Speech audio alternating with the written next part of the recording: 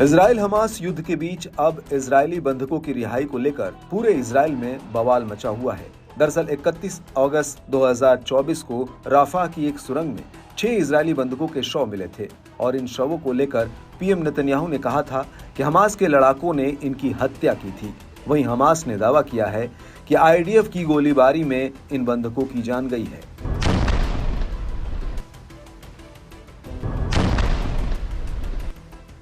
हालांकि इन सब के बीच फिलाडेल्फी कॉरिडोर बंधकों की रिहाई में बड़ा रोड़ा बन गया है, क्योंकि नेतन्याहू चाहते हैं कि भविष्य में गाजा युद्ध विराम होने के बाद भी इजरायली सेना इस कॉरिडोर पर बनी रहे, क्योंकि इजराइल की सुरक्षा के लिए फिलाडेल्फी कॉरिडोर बेहद ही अहम है। लेकिन अब नेतन्याहू ने इससे एक कदम आगे बढ़ते हुए दुनिया के सामने इजराइल का एक ऐसा नक्शा पेश किया है जिससे मिडिल ईस्ट में बवाल हो गया है। दरअसल नेतन्याहू ने एक प्रेस कॉन्फ्रेंस में इजराइल का एक ऐसा नक्शा दिखाया जिससे वेस्ट बैंक गायब नजर आ रहा है।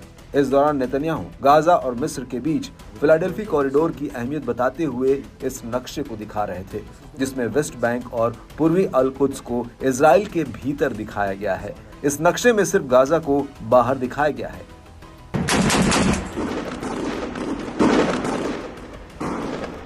और अब इसी नक्शे को लेकर ईरान ने नेतन्याहू के खिलाफ मोर्चा खोल दिया है।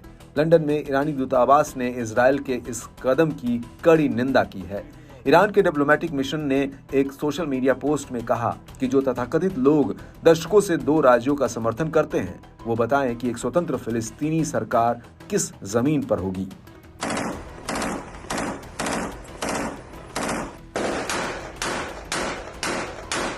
आपको बता दें कि नेतन्याहू के इस कदम की फिलिस्तीनियों ने निंदा की है। उनका कहना है कि इजराइल इस नक्शे के जरिए वेस्ट बैंक पर स्पष्ट रूप से कब्जा दिखा रहा है। वहीं नेतन्याहू का कहना है कि वो फिलाडेल्फी कॉरिडोर से पीछे नहीं हटेंगे।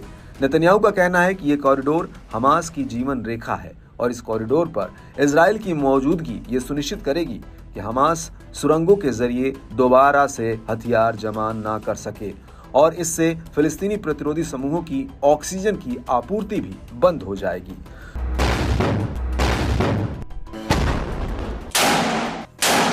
वहीं बंधकों की रिहाई को लेकर नेतन्याहू ने 2 टूक कह दिया है कि बंधकों की रिहाई कराने के लिए मुझसे ज्यादा कोई प्रतिबंध नहीं है। इस मुद्दे पर कोई भी मुझे उपदेश नहीं देगा। हालांकि ये पहली बार नहीं है जब इजरायली अधिकारियों ने ऐसा नक्शा दिखाया है जो कब्जे वाले फिलिस्तीनी इलाकों का सीमांकन नहीं करता है। इसके अलावा गाजा में आईडीएफ के जवानों ने स्वघोषित ग्रेटर इजराइल के नक्शे को दर्शाने वाला एक समान बैज भी पहना हुआ है। वहीं सितंबर 2023 में जब नेतन्याहू ने संयुक्त राष्ट्र महासभा को संबोधित किया तो उन्होंने उस वक्त नए मध्य पूर्व का एक नक्शा पकड़ा था जिसमें फिलिस्तीन का नामो निशान तक मिटा दिया गया था।